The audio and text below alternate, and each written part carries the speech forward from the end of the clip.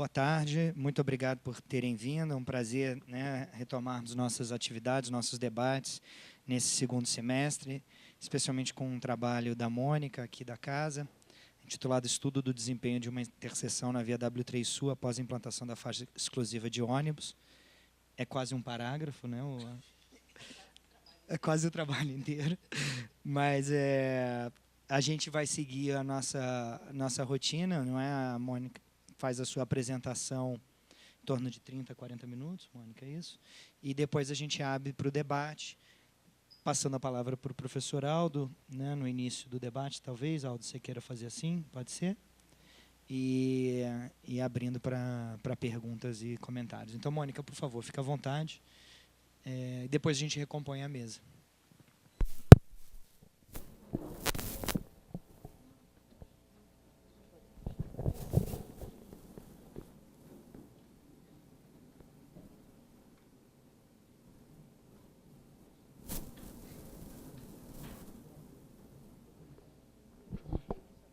Alô?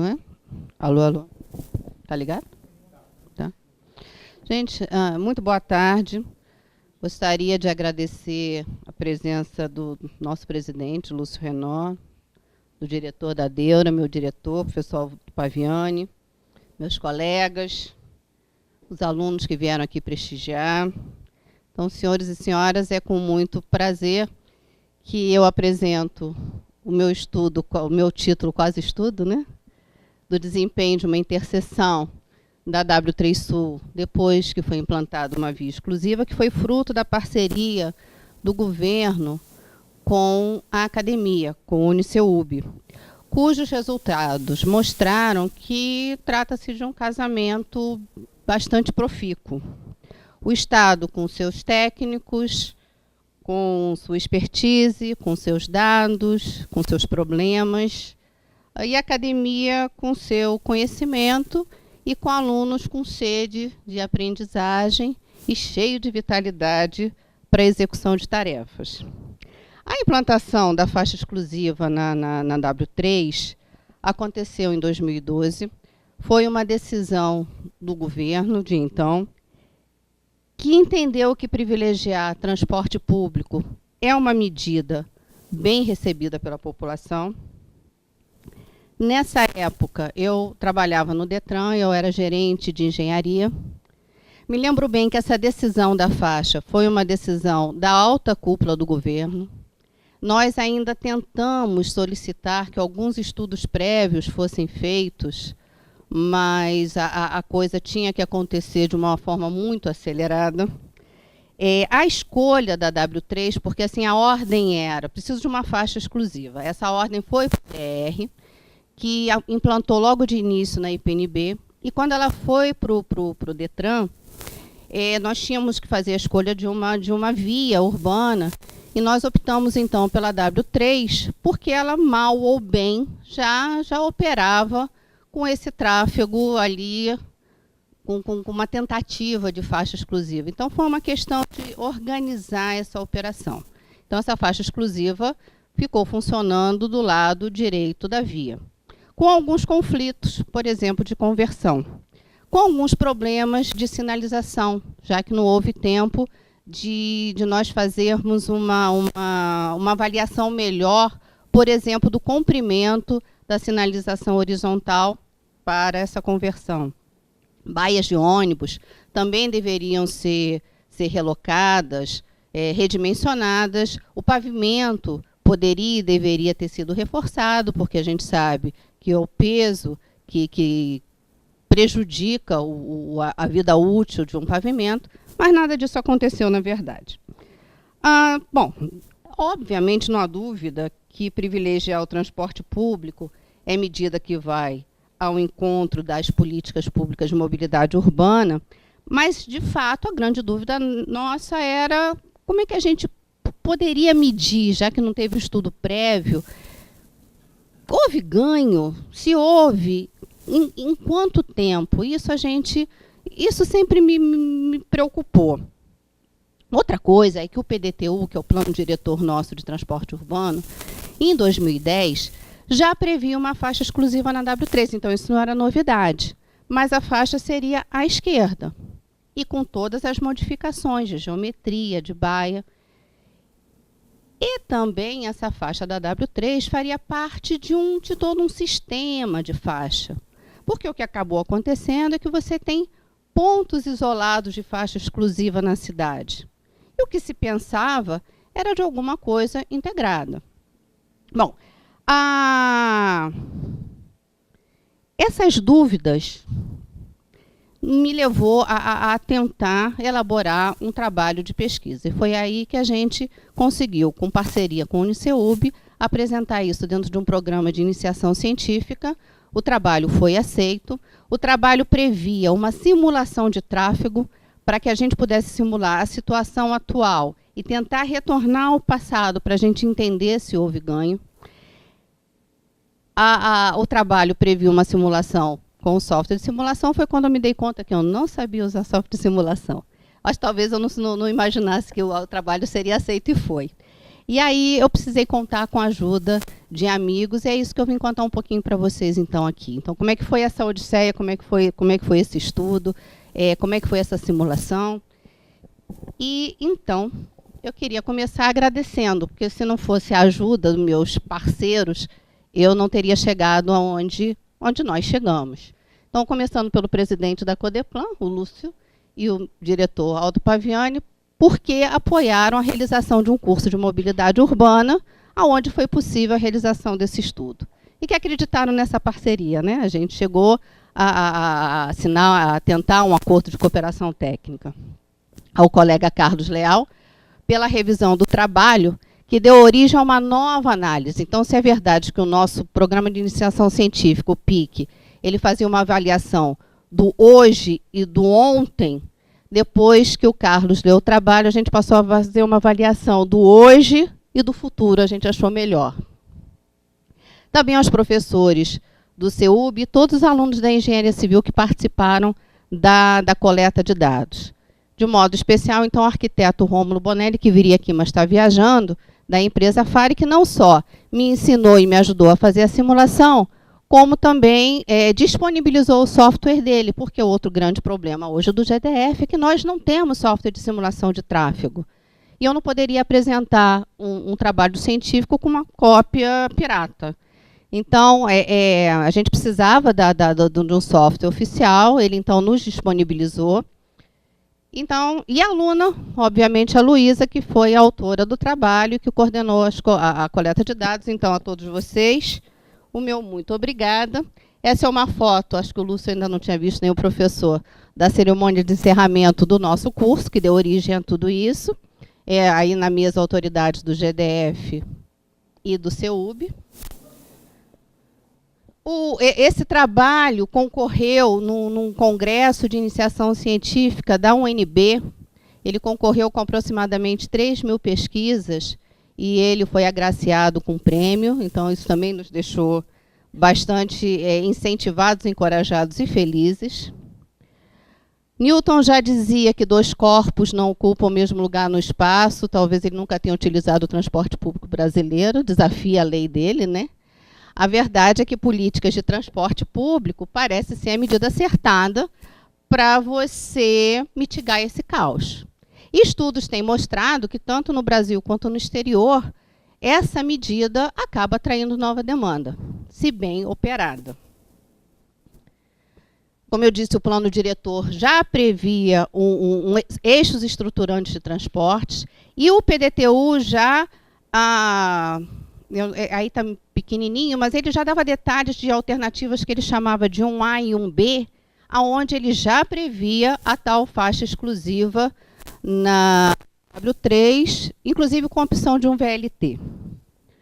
Então, essa seção esquemática foi tirada lá do PDTU, que dizia, então, que a W3 Sul e Norte, para elas, propunha-se uma destinação de uma faixa de tráfego por sentido, adjacente ao canteiro central, ou seja, do lado esquerdo, com baias para ultrapassagem. Ele dizia ainda que todas as interseções deveriam ter tratamento geométrico e os retornos deveriam ser suprimidos. Mas, apesar dessas orientações, isso foi em 2010, em 2012, como falei, por uma decisão política, foi iniciada essa operação da faixa, e elas passaram a operar primeiro na W3 Sul em março e depois em maio de 2012 na W3 Norte. Para que a gente pudesse fazer a simulação desse tráfego, era necessário construir uma rede para estudo e interseção. Vou fazer como eu dou aula. Que permite que a gente possa realizar as análises e a gente possa experimentar antes de fazer a coisa ali acontecendo, né? Para esse estudo, a gente utilizou o VICIM na versão 5.3. A gente precisava escolher uma interseção para trabalhar. Foi escolhida a interseção da quadra 404-505 Sul, por ser digamos, uma interseção típica, e ela continha todos os elementos que nós precisávamos para fazer a análise. Então, tinha parada de ônibus, retorno, semáforo, travessia de pedestre, enfim, os elementos que a gente precisava. Para construir essa rede e esse modelo, nós construímos a partir das ortofotos aqui do geosserviço da Codeplan, que tem essa nitidez. E a gente precisava, então, dos dados de entrada para a simulação. E aí a gente precisava de dados de entrada da geometria da via, a gente precisava de dados de entrada, do tráfego e das linhas de ônibus para a gente fazer a simulação. Então, como dados de entrada, a gente buscou dados como número de faixas de rolamento, número de conversões, sinalização, estágios semafóricos, paradas de ônibus, enfim, aspectos da geometria da via. E os dados de entrada, muitos deles foram obtidos através de pesquisa primária, ou seja, nós fomos a campo para trazer essas informações. Então, dados como volume veicular classificado com hora pico, tempo de embarque e desembarque, volume de ônibus, nós fomos buscar na rua. A gente utilizou a modelagem, o que a gente usou para fazer a comparação do hoje e do futuro foi a medida de tempo de atraso da interseção, o tempo de atraso resultante da interseção. E quando a gente tem esse tempo de atraso, a gente consegue, através da tabelinha disponibilizada pelo HCM, que é o Manual Americano de Tráfego, identificar qual é o nível de serviço. E o nível de serviço é aquele que diz para a gente, a via está engarrafada, a via não está engarrafada. Então, se você está trabalhando no nível de serviço A, você tem um fluxo absolutamente livre, você é dono da rua. Se você está no nível F, você está no total congestionamento. E a gente queria ver qual era o nível que a W3 trabalhava. A gente, então, para fazer a contagem, pegamos projetos e identificamos 30 movimentos para a realização da contagem. Então, onde tem as setinhas, a gente percebia que havia a necessidade de fazer contagem. E aí entraram os nossos alunos.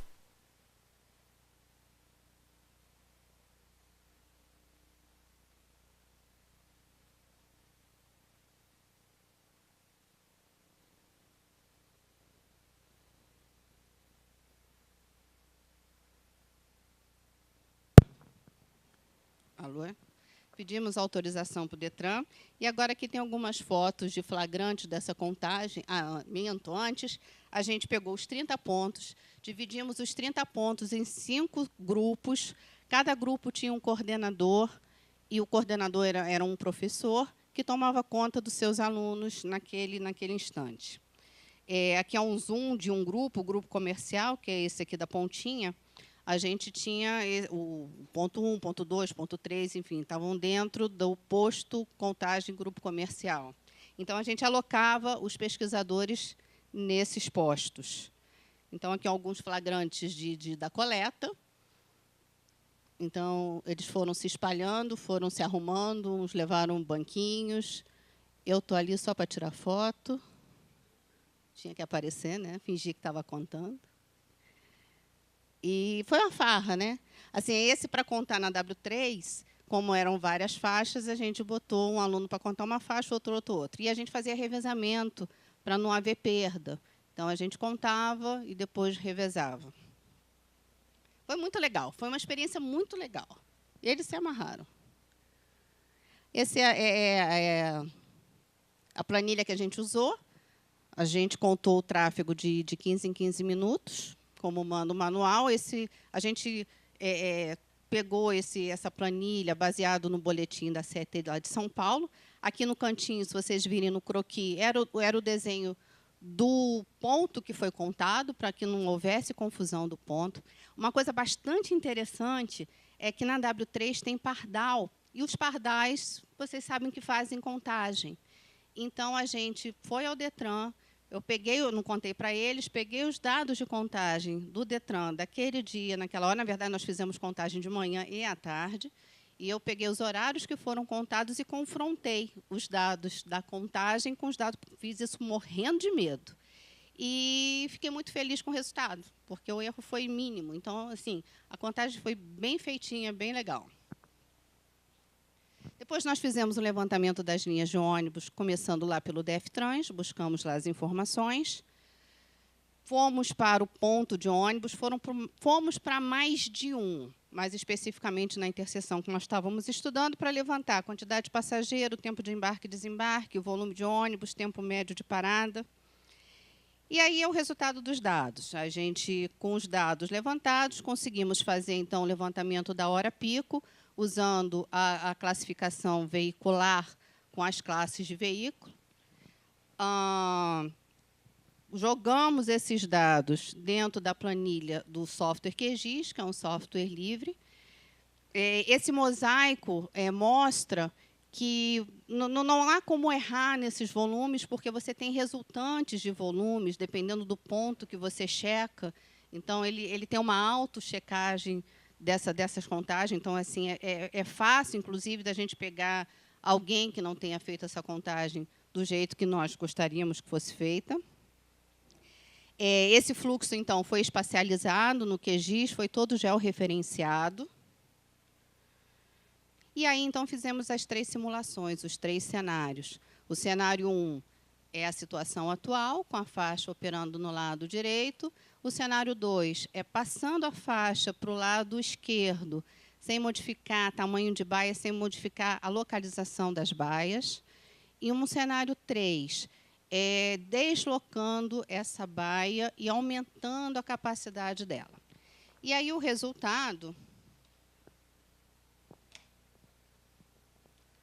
da nossa simulação mostrou isso. Então, essa é a microsimulação atual da via operando com faixa exclusiva. Foi medido um atraso médio da interseção de 13,8 segundos. Portanto, segundo o nosso manual, a interseção trabalha no nível muito bom, no nível de serviço B, e levando em consideração que a gente está trabalhando na hora pico, são dados da hora pico. Depois, nós fizemos a simulação para o segundo cenário, e aí a gente viu que há um ganho do atraso médio, passou de 13,8, né, para 11,2 segundos. E aí você consegue ver, assim, o interessante é porque esse volume de tráfego é exatamente o volume de tráfego que funciona lá na W3. Em seguida, no terceiro e último cenário, a gente fez... A baia de ônibus está mais à frente, vocês conseguem ver. Agora, cabendo 4 ônibus na baia. E aí, calculamos um atraso médio de 10 segundos na interseção. Ou seja, a gente baixou de 13,8 para 10, o que parece muito pouco, na verdade, significa que a gente consegue colocar 38%, assim, a grosso modo, 38% mais carros. Ou, se a gente passa a faixa para o outro lado, mesmo que haja um incremento de veículos da ordem de 38%, a gente manteria o tráfego tal qual ele é hoje.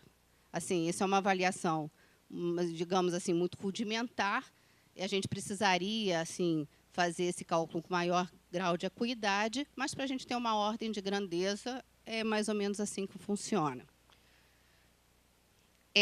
Na verdade, esse dado de saída é um dado mais assim, para uma apresentação. O dado de fato que vale são os relatórios que o software promove. Então, se vocês virem Aqui o 13,8 está aqui, é o resultado dado no relatório. Aqui ele é o resultado da interseção total. Na verdade, a gente tem aqui o nível de serviço e o tempo de atraso de cada um dos movimentos.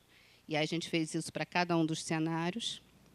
Essa daqui é a situação da Luísa. Ela trabalhou com outro software, que é o software Syncro. Vocês percebem que é outra saída de dados, com outra definição. Esse foi o trabalho que ela fez quando ela simulou a situação passada. Então, vocês percebam que não tem, o ônibus não está na faixa dele. Então, foi esse trabalho que a gente apresentou lá. E aqui é a saída do software. E a conclusão do trabalho é que o cenário... Bom, a conclusão é a seguinte, na verdade, é que essa parceria foi muito legal, porque a gente conseguiu fazer coleta de dados que a gente talvez não conseguisse, porque a gente contou com esse apoio. Em segundo lugar, a conclusão é que o governo, de fato, precisa de um software de simulação para que a gente evite que medidas como essa, que causem grande impacto, sejam tornadas a efeito, sem uma tomada de decisão, sem que antes você faça algum estudo, até para comparar o antes e depois, porque, efetivamente, a gente não tem essa possibilidade real.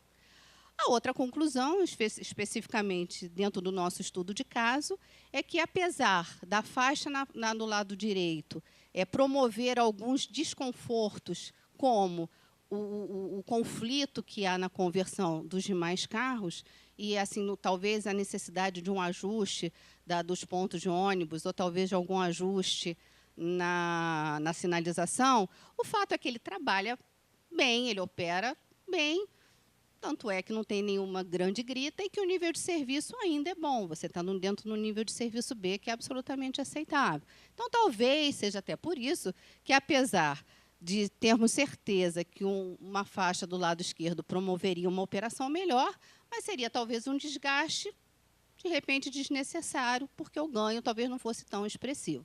Além do que uma faixa do lado esquerdo demandaria ônibus com portas também do outro lado, né? Enfim, a gente percebeu a necessidade de trabalhos futuros, com cenários distintos, combinando outros aspectos, de repente, levando em consideração ciclos semafóricos, a própria alteração geométrica, sei lá, a restrição de movimentos e outros cenários que a gente não estudou nesse específico trabalho. E é isso aí. Muito obrigada.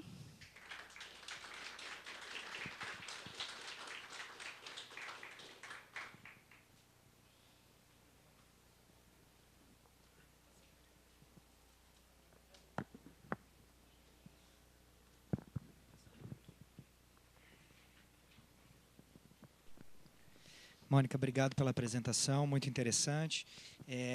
Nós temos aqui na Codeplan uma preocupação, um interesse muito grande pela discussão sobre mobilidade. Certamente é um dos grandes desafios que o Distrito Federal, como as grandes metrópoles, as demais grandes metrópoles do país enfrentam hoje. Então, acho que é muito oportuna qualquer discussão que nós possamos trazer sobre essa temática e utilizando de tecnologia, de ferramentas de ponta, para a realização de simulações é ainda mais bem-vinda, se é possível falar nesses termos. Eu acho que é interessante a sua colocação final, eu ia fazer uma pergunta nesse sentido, ou seja, há um certo ganho, não é, na redução do tempo, não é, de circulação com a alteração da faixa, mas há um custo adicional considerável para fazer isso. A minha pergunta era se vocês tinham considerado esse aspecto no estudo de vocês, e aparentemente sim, óbvio, sem quantificar, não é, o quão mais caro seria. O que eu fiquei com uma dúvida, e aí é uma pergunta de esclarecimento, e depois a gente abre para mais perguntas, você não precisa responder agora.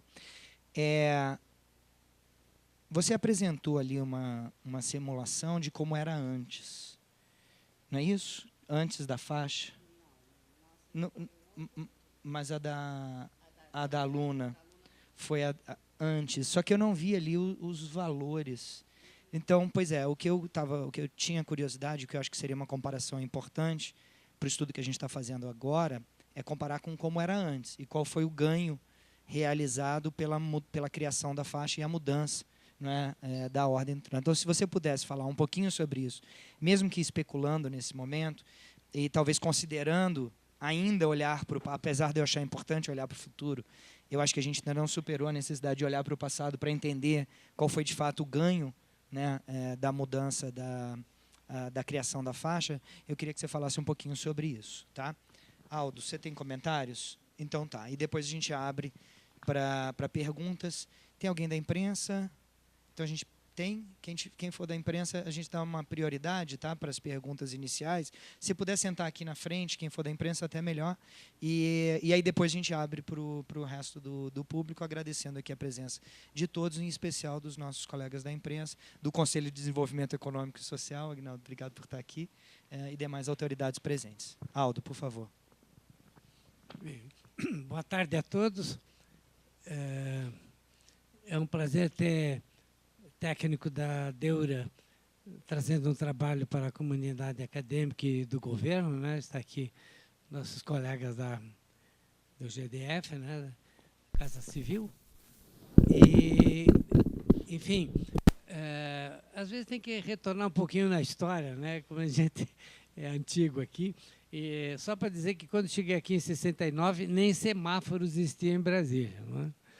Agora, alguns anos depois, em 74, num seminário que o Senado fez para resolver os problemas urbanos de Brasília, que não eram pequenos já, eu lembro que numa intervenção... Bom, o presidente Lúcio Costa, né? Ele, na época, reclamou, não foi do trânsito, mas reclamou da falta de arborização no plano piloto.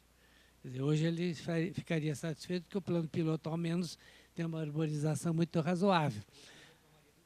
Reclamaria do trânsito, sem dúvida, né? Então, eu diria que, naquela época, eu lembro que uma intervenção que eu fiz para uma apresentação foi de que eu ia sugerir um escalonamento de horário dos ministérios, porque já naquela época, e apesar daquela época, o pessoal de ministério ter o ônibus para deslocamento de manhã ao meio-dia, da volta do almoço e no fim da tarde. Bem, isso tudo é uma história, né? Porque acredito que hoje, ao lado da mobilidade que temos, né, algumas vias congestionadas no primeiras horas da manhã, depois ao fim da tarde, revela que, mesmo ampliando vias, mesmo fazendo faixa exclusiva, em diferentes momentos da nossa história, a coisa se complicou. Tem colegas que pensam que em 10 anos a congestão no plano piloto vai ser muito maior. Então, eu acho que fazer estudos de simulação, não só na W3, mas em outros pontos do território, será importante verificar como isso pode nos ajudar no argumento de descentralização das atividades no Distrito Federal, que é uma velha, digamos, catilena minha, aqui na UNB, onde se discute a capital. Então, acho que Mônica está de parabéns pelo trabalho que fez, né? Ele mostra até um desenho animado. Aliás, faltou moto e bicicleta, que é uma das tuas... bicicleta é uma das tuas especialidades, né? Quer dizer, tinha ônibus, tinha carro, mas total... Ontem a gente viu na UNB como é que é o futuro plano do GDF para a ciclovias, ciclofaixas, né? Por enquanto temos 430 quilômetros de ciclovias e ciclofaixas, e no final desse plano vamos ter 1.200 e tantos, 1.250 quilômetros de ciclofaixa para ajudar as pessoas a diminuir o uso do transporte individual, que, aliás, eu acho que é um dos grandes problemas digamos, no nosso tráfego, por falta histórica, né, de ter mais condução coletiva, né, mais ônibus, metrô mais ampliado, etc. Aliás, eu sempre, quando escrevo, penso em colocar na berlinda quem fez o plano, de já que se construiu uma capital, colocar um dinheirinho a mais, que não daria muita inflação, para abrir um trem metropolitano, né? Que já caberia naquela época, porque em 60 já você começava a ter Guará, já começava a construir Sobradinho e Gama, não é? Então, todas as cidades centrifugadas, né? Distante do local do trabalho. Então, Mônica, muito bom ouvi-la, Eu acho que a simulação é muito boa, eu acho que podemos estimular a ampliação desse estudo para outras faixas, né? As estradas pacas, etc. Então, parabéns e continue com a ajuda dos seus alunos, que merecem cumprimentos também. Muito bem. Perguntas, comentários? Está aberta a palavra. Vamos começar ali na imprensa primeiro e depois o Sérgio. Olá, boa tarde. Se puder se apresentar, a gente agradece. Se estiver funcionando o microfone.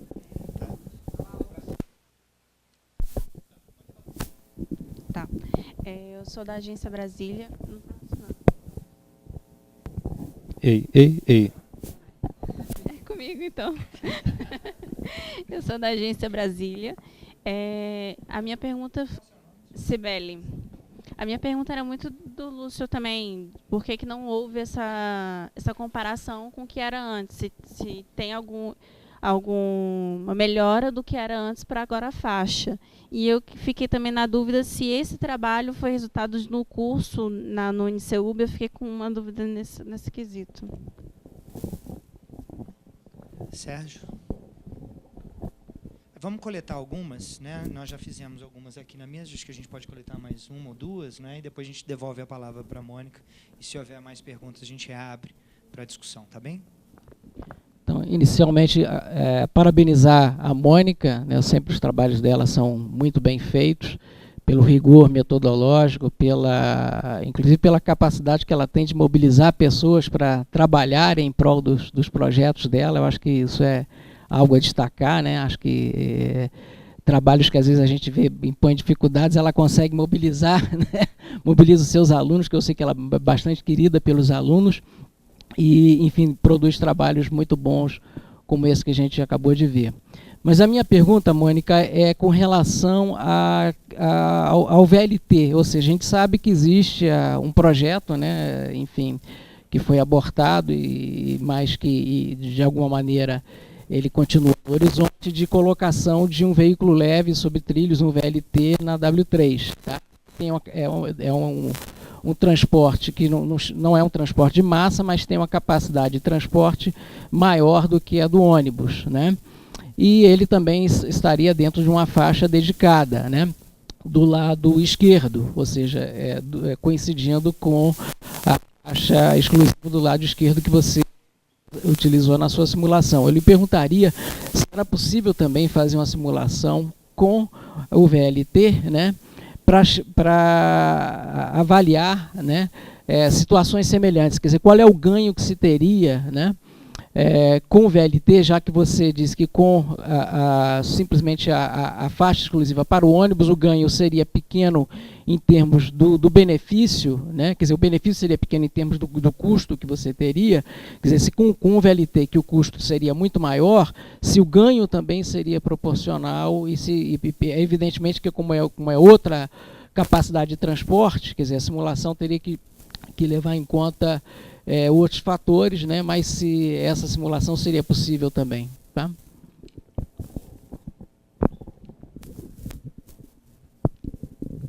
Boa tarde, meu nome é Rui, eu estou aqui representando o Sinduscom, sou Ruiter Twin, na realidade sou vice-presidente de obras públicas do Sinduscom e diretor de obras públicas também da Asbraco. Bom, e também sou morador de Brasília, nascido aqui na cidade e engenheiro civil. Bom, a minha pergunta está dentro da mesma esfera do Sérgio, né? Dentro da mesma esfera da pergunta dele, porque coincidentemente eu tenho imóveis na W3 Sul e imóveis que já remontam de 1959, já do início de Brasília. E a pergunta é se há desenvolvimento, Mônica, de estudos com relação ao VLT, tendo em vista que Brasília, no plano piloto, funciona como um grande anel, né? Então nós temos um anel viário que pega W3 Sul, que pode descer, que há linhas de ônibus, inclusive, que da minha época, quando eu andava muito de ônibus, era o grande circular, que faria esse anel por baixo, e um outro anel que vem da Rua do Ferroviária, que vai até a ponta da esplanada e volta, que fecharia um circuito que, de uma certa forma, impediria o trânsito de ônibus dentro do grande centro de Brasília e funcionaria assim, então, como um grande piloto para as outras cidades satélites, né? Então, a pergunta é na mesma direção da do Sérgio, se há algum estudo ou se foram abandonados aqueles projetos do VLT aqui em Brasília. Obviamente que eu não sei se está em consonância com o estudo que você apresentou e eu, como teu colega, como engenheiro, gostaria até de te parabenizar, porque é um estudo muito importante para nós dentro de Brasília e para a cidade, de modo geral.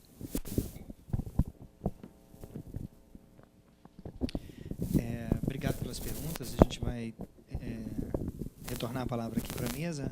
Antes, eu queria agradecer a presença aqui do diretor-geral do DEFTRANS, Léo Cruz. Pergunto se você não quer se juntar a nós aqui na mesa, Léo. Você venha, então. Já que é assim, então, por favor, será um prazer tê-lo aqui conosco. Não se sinta pressionado para fazer comentários. Assim, obrigado por ter... É verdade, não pode. Né? Isso aqui não é nada, né? Pressão nenhuma. Obrigado, Léo, por ter vindo. Vou passar a palavra para a Mônica poder responder as colocações, né, do público, e depois a gente pode fazer mais uma rodada de perguntas, se assim for, Léo, aí depois você pode fazer seus comentários também. Está bem assim? Obrigado. Bom, começando pela questão do Lúcio, do antes, quando a gente fez o estudo do hoje e do antes, a gente usou um outro software. Por que eu estou deixando isso muito claro? Porque cada vez que você muda o software de simulação, você tem que fazer outra entrada de dados, outra entrada da rede. Você tem que redesenhar essa rede, porque a rede é desenhada no software. Eu até pensei, quando comecei a trabalhar, e tinha ouvido falar desse software, achei até que era um trabalho mais fácil, sabe? Que você desenhava, por exemplo, no QGIS e conseguia uma importação. Não é assim. Então, cada software que você faz, você tem que levantar. Quando a gente começou a pensar no trabalho do PIC, da Luísa, a gente queria fazer a extensão da W3 toda. Então, a gente tentou desenhar a rede como um todo. E aí a gente tentou buscar informações, não pontual, mas da rede como um todo. Por isso é que eu tenho dados ali de levantamento, não só do ponto de ônibus da interseção estudada, mas de outros. Porque nós tentamos fazer a coleta de dados de todos os ônibus que passavam pela W3 por inteiro. O trabalho ficou muito extenso, a gente acabou se atropelando no tempo, precisamos reduzir drasticamente o escopo do trabalho, e aí eu lamentei muito não ter um dado muito conclusivo. Por isso é que, bom, então, a gente tem assim o sentimento que, de fato, melhorou pelas primeiras simulações, mas a gente não sabe o quanto, porque, inclusive, a gente não tem dados fidedignos do passado.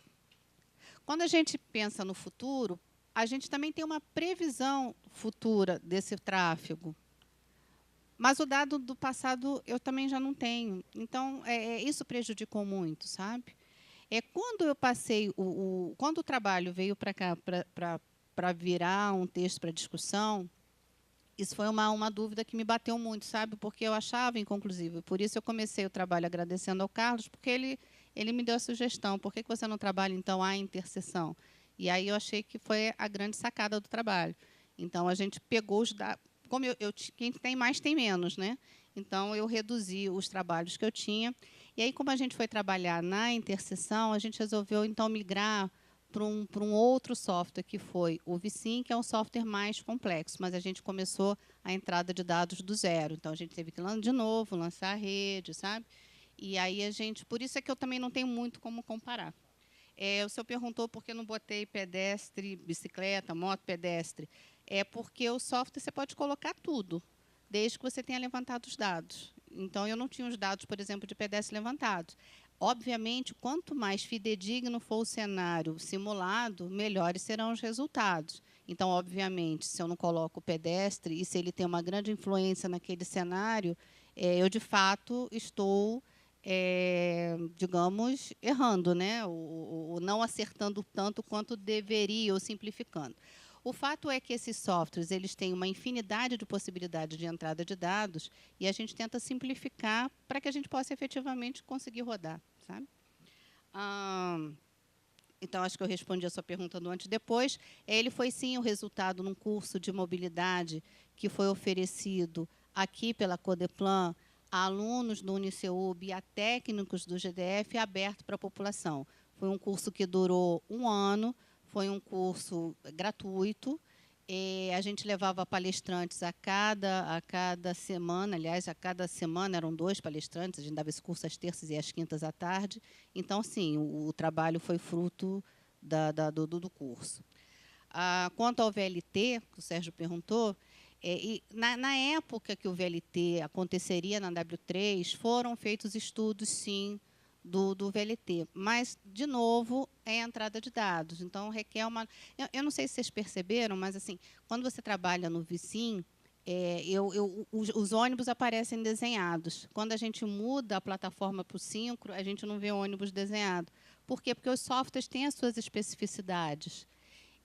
Então, o Vicim é muito mais apropriado para trabalhar com transporte público do que um Syncro que trabalha com a questão afeta ao tráfego. Então, essas nuances dos softwares a gente também tem que saber conhecer.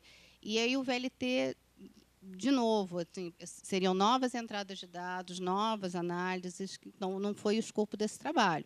Mas, se a gente quiser trabalhar com o Vicim agora, que é um software para transporte público, e como a gente já venceu o primeiro grande desafio, que é lançar a rede, agora as análises são assim, são mais fáceis, ou melhor, a gente facilitou porque a gente já tem uma rede lançada no software de estudo. Então, eu acho que isso também responde à sua pergunta, e eu acho que foi isso, né?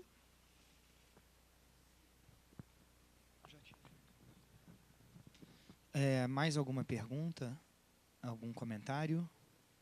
Não? Então, vamos passar a palavra. Léo, você quer fazer alguns comentários, alguma coisa? Ou... claro. Algumas dúvidas, né, que a gente sempre acaba tendo. Bom, boa tarde a todos. Peço desculpas porque, infelizmente, eu não cheguei no horário combinado, estava na reunião na CEMOB.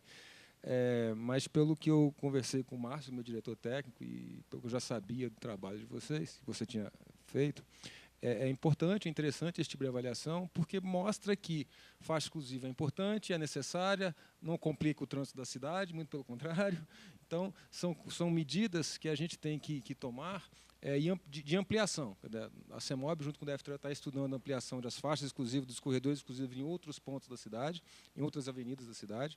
Então, isso é importante para desmistificar um pouco de que o problema do trânsito é o ônibus, né? O problema do trânsito não é o ônibus.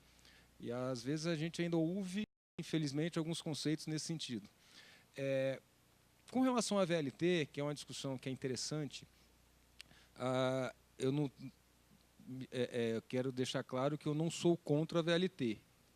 Eu estou no transporte urbano, tenho só uns 35 anos e não sou contra a VLT. Não sou contra modal nenhum, de barca, bicicleta, trem, VLT, metrô, ônibus. Qualquer modal de transporte que melhore a qualidade de vida da população, ele é muito bem-vindo, os modais são complementares. O questionamento que eu vou fazer aqui, na realidade, não é nem um questionamento, é uma ponderação com relação a capacidades de modais, né, em função das utilidades que ele podem ter em determinadas situações. Com relação à VLT, o VLT ele tem uma capacidade limitada de transporte de passageiro hora sentido. Até 15 mil, forçando um pouquinho a barra, você consegue utilizar um VLT. Hoje, na W3, Márcio me corrija, eu devo ter cerca de 170 linhas circulando na W3 Norte-Sul, por aí. Na conta burra, se eu fizer isso considerando só o veículo convencional, se eu colocar 80 pessoas na capacidade máxima do ônibus circulando, eu já tenho 14 mil passageiros hora sentido. Trocar o ônibus pelo VLT, na condição de hoje já o VLT já entra esgotado. O VLT já entra esgotado. Ele pode ser usado complementarmente? Pode. Temos que convidar os universitários do transporte para identificar qual a melhor forma de se colocar um VLT na W3 Tour no eixo. No eixo já é menos pior. No eixo, não. No eixo monumental, não. No eixo monumental ainda não tem essa capacidade esgotada. W3 Norte e Sul, até porque é a avenida mais comercial de Brasília, eu tenho já um limitador para isso, né? Seria mais interessante, de repente, estender o metrô até o final da Asa Norte, que aí eu não tenho conflito na superfície com os modais. Ou seja, então, é importante que a gente avalie os modais, as capacidades deles e qual local, em qual situação que é melhor a utilização. Então, quando eu ouvi a discussão do VLT na W3, me preocupou, porque se eu coloco um VLT hoje na W3, ele já entra esgotado. Ele já entra com a capacidade esgotada, porque a movimentação lá é muito grande, né? Então, você mesmo acabou de falar que você não conseguiu expandir para a W3 Sul, porque o universo de possibilidades e de movimentações é enorme. Então, você restringiu o teu universo de pesquisa para você ter uma avaliação pontual e, a partir daí, expandir para o resto. Então, são alguns conceitos, são algumas coisas que a gente tem que ponderar e tomar cuidado na hora de defender ou adotar, né, modais de transporte como solução da mobilidade. Então, isso é uma consideração de um técnico do setor, né? Já falei, deixei claro, eu não sou contra modal nenhum, mas a gente tem que avaliar com responsabilidade, né, a utilização de cada modal. Mas é importante esse tipo de discussão, é importante esse tipo de trabalho, porque mostra cada vez mais para a sociedade que a solução é transporte público. Ah, mas o transporte público de Brasília não tem qualidade? Sim. Não tem a qualidade que a gente almeja, nem eu almejo, nem nenhum de nós aqui nessa sala almeja. Mas nós estamos correndo atrás disso. Infelizmente, nós estamos correndo atrás. Eu gostaria de estar correndo na frente. A gente está correndo atrás. E aí não vale discutir aqui por que a gente está correndo atrás. O importante é que ações estão sendo tomadas para que essa situação mude, né? Independente de qualquer questionamento que se faça, a licitação foi um avanço, renovou-se a frota de Brasília hoje é uma das mais novas do país, tem 3 anos e meio de uso. A licitação cometeu alguns equívocos em função da rede, né? Foi licitada uma rede, foi implementada outra, temos um Frankenstein, que nós estamos tentando botar esse Frankenstein mais bonito no menor tempo possível. Estamos fazendo algumas ações nesse sentido, ampliação das integrações. A integração, por mais que exista uma resistência dentro de Brasília com relação à integração, porque sempre foi feito das formas mais equivocadas possíveis, e eu estou há 2 anos aqui, mas sabia das histórias de Brasília, porque não tem segredo no setor como se fazem as coisas acontecerem no Brasil. Então, a gente tem informação de tudo que acontece, através dos congressos, através dos encontros, através das revistas, ou seja, o setor, a fofoca no setor corre solta também. Então, a gente sabe como é que funciona e como é que deixou de funcionar. Então, existe um trauma aqui em Brasília de integração, porque o cara botava fazer integração no meio da rua, no sol quente, sabe, atravessando essas pistas estreitas que nós temos aqui, né, e fazendo pinball com as pessoas. Então, não dá. Vai ter resistência? É claro que vai ter. Só que a gente tem que começar a mudar essa realidade. Integração é a solução que todas as grandes cidades estão utilizando, e a integração intermodal, né, está sendo estimulada e está sendo potencializada agora. Quer dizer, é o metrô, a bicicleta, é barca, é VLT, é ônibus, é o BRT, é tudo. Tem que usar tudo para fazer as coisas acontecerem da melhor forma possível.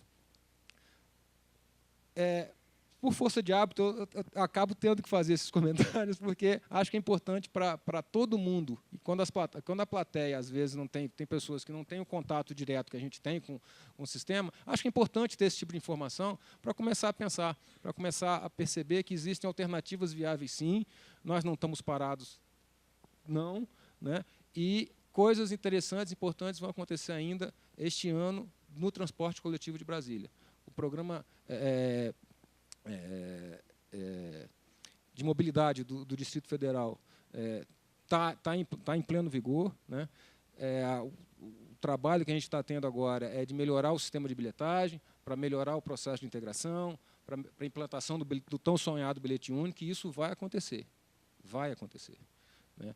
Às vezes não acontece no tempo que a gente gostaria, mas vai acontecer. E nós estamos trabalhando para isso acontecer. Então, acho que são informações importantes que têm a ver com a proposta, né, e com o estudo que foi feito, né, porque vai de encontro às expectativas de melhoria, né, da mobilidade de Brasília.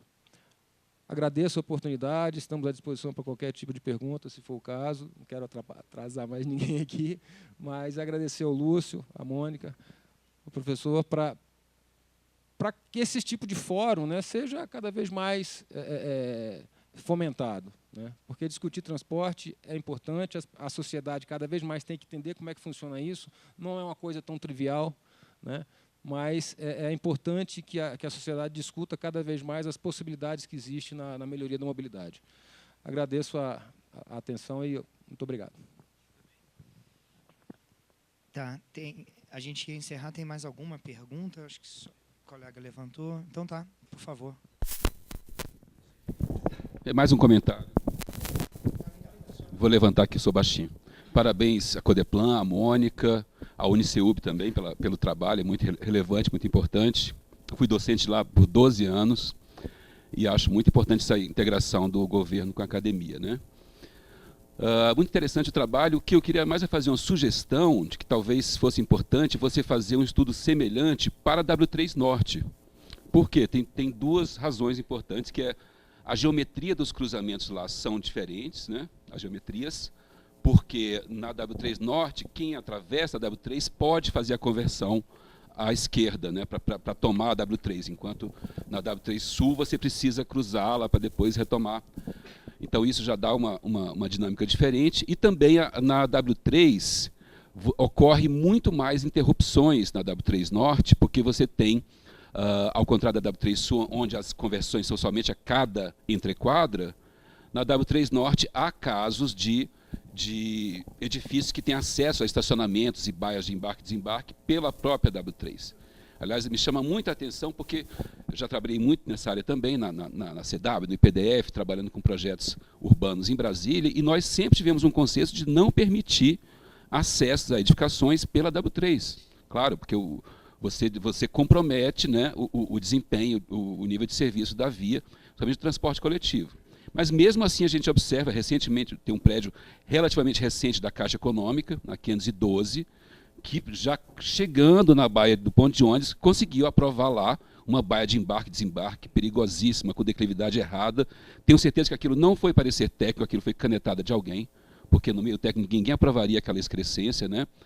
Então, quem sabe, como sugestão, talvez um comparativo importante a ser feito seria entre o desempenho da W3 Sul com a W3 Norte, já que você não tem como simular a situação do passado, né? Eu, inicialmente, na área das 700 é pior ainda, porque você tem, além das intersecções, você tem entrada para estacionamentos, veículos de estacionamentos irregulares, né? Eu mesmo fui um que no começo xinguei muito essa faixa. Eu moro na Asa Norte, pego muito a W3, e você quer ir para uma loja, você tem que ficar praticamente parar na segunda faixa para conseguir o tracejadinho, assim, não tem nem 6 metros para poder achar uma brecha para você acessar. É muito inadequado aquilo ali, né?